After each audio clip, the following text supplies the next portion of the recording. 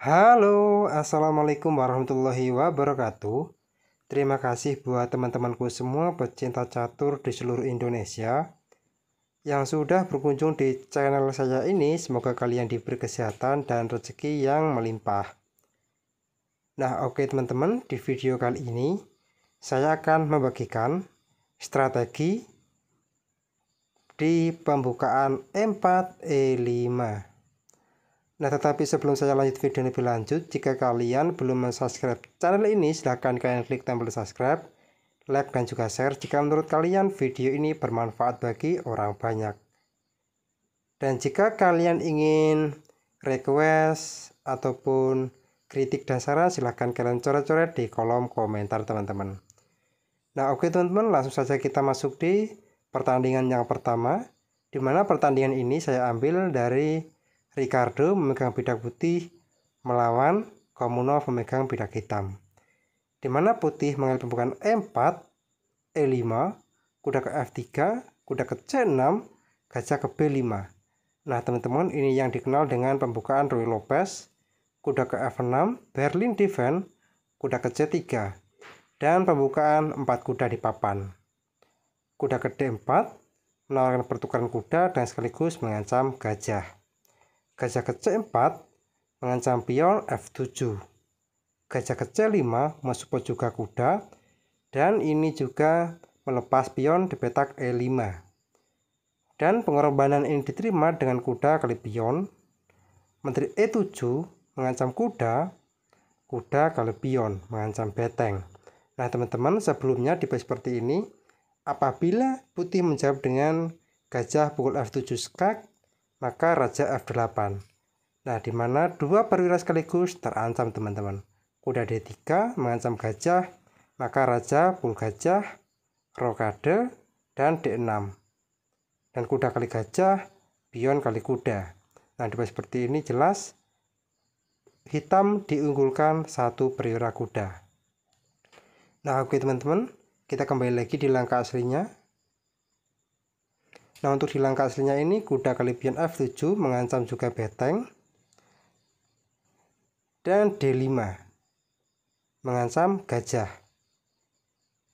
dan sekaligus mengaktifkan gajah juga, dan kuda kali beteng, dan pion kali gajah, rokade, gajah G4 mengancam menteri, F3, maka kuda kali pion F3 double sekak, raja H1, dan kuda kali pion H2.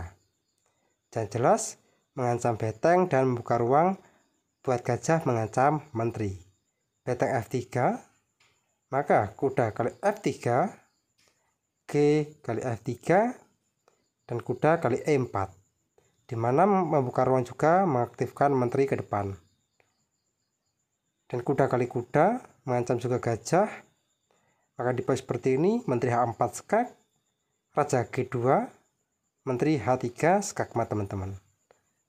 Nah oke teman-teman, kita kembali lagi di langkah yang ke-14 ini, di mana apa jadinya bila dijawab dengan F kali G4, maka kuda ke F2 skak menteri, jelas. Dan di pose seperti ini juga hitam diunggulkan mutlak. Nah oke teman-teman, ini di strategi yang pertama. Sekarang kita masuk di strategi yang kedua. Nah teman-teman, di strategi yang kedua ini, di mana pertandingan saya ambil antara Paul Morphy memegang bidak putih melawan Carlos Maurian, di mana Paul Morphy mengambil pembukaan E4, E5, F4, King's Gambit, E kali F4, gambit diterima, gajah ke C4 mengancam juga pion, menteri H4 skak, raja F1, B5 mengancam juga gajah, gajah ke D5 mengancam beteng, kuda ke C6 menutup, kuda ke F3 mengancam menteri, menteri H5 mengepin kuda, D4 mengaktifkan gajah mengancam pion, kuda ke F6 mengancam gajah, gajah B3, gajah ke A6, dan jelas secara langsung menyerang raja, menteri E2. Nah teman-teman, di base seperti ini juga Carlos Maurian memiliki langkah yang brilian dengan kuda pukul D4. Mengancam menteri, mengancam kuda. Dan kuda kali kuda, dan B4. Membuka ruang buat gajah mengancam menteri. Menteri kali gajah, maka menteri ke D1. Sekak, raja ke F2, dan kuda kali pion E4, skakmat teman-teman. Nah, oke teman-teman, ini strategi yang kedua. Sekarang kita masuk di strategi yang ketiga. Nah, teman-teman, di strategi yang ketiga ini saya ambil dari pertandingan antara Amir memegang bidak putih melawan David memegang bidak hitam.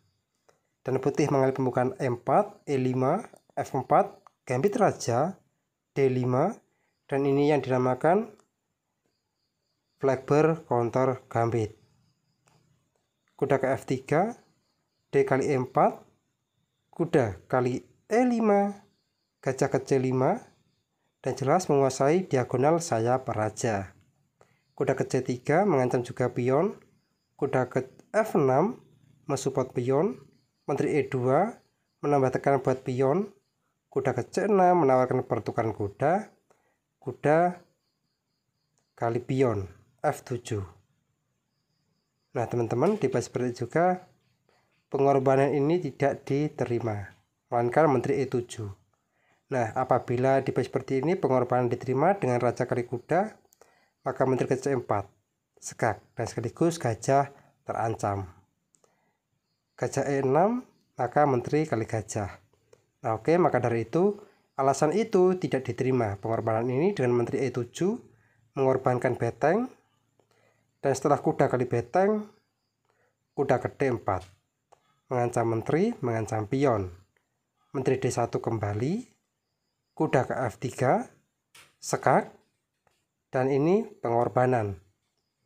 Dan pengorbanan diterima pion kali kuda, maka pion kali pion open sekak, gajah E2 menutup, F2 sekak, raja F1, gajah H3 skakmat teman-teman.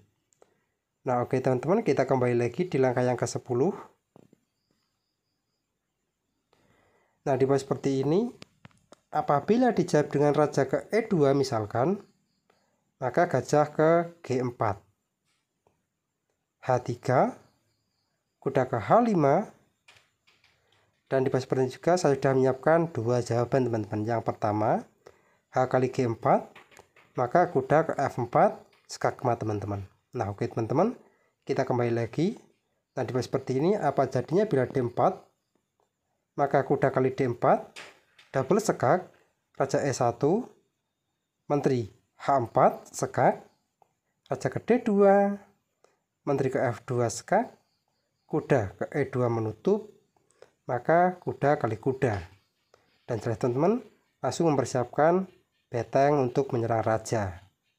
Dan gajah kali kuda, menteri ke E3 sekak, raja E1, menteri G3 sekak, raja ke D2, dan rokade sayap menteri sekak, gajah ke D3 menutup, maka beteng kali gajah sekak, dan pion kali beteng, menteri kali pion sekak, raja E1, maka menteri kali D1 skakmat teman-teman. Nah oke teman-teman, ini di yang ketiga. Sekarang kita masuk di strategi yang keempat. Nah teman-teman, di strategi yang keempat ini sekarang kita memegang bidak putih, di mana pertandingan ini saya ambil dari William Pollock memegang bidak putih melawan Hall memegang bidak hitam, dan di mana putih mengalami pembukaan E4, E5, kuda ke F3 juga mengancam pion, kuda ke C6 mensupport pion, kuda ke C3, dan pembukaan 3 kuda di papan, gajah ke B4, gajah ke C4, kuda ke F6 mengancam pion, rokade, dan jelas mengaktifkan beteng ke depan, D6 mensupport pion juga dan sekaligus mengaktifkan gajah, kuda ke D5 menawarkan pertukaran kuda dan sekaligus mengancam gajah, gajah G4 mengupin kuda, dan C3 mengancam gajah, gajah ke C5 mengancam pion F2, D3 mensupport pion, kuda ke E7 menambah tekanan buat kuda. Nah, di posisi seperti ini putih memiliki jawaban dengan kuda kali pion E5 mengancam gajah dan sekaligus mengorbankan perwira menteri. Dan pengorbanan menteri diterima dengan gajah kali menteri. Nah, teman-teman, sebelumnya di posisi seperti ini apa jadinya bila dijawab dengan D kali E5, maka kuda kali F6 sekak, pion kali kuda, maka menteri kali gajah.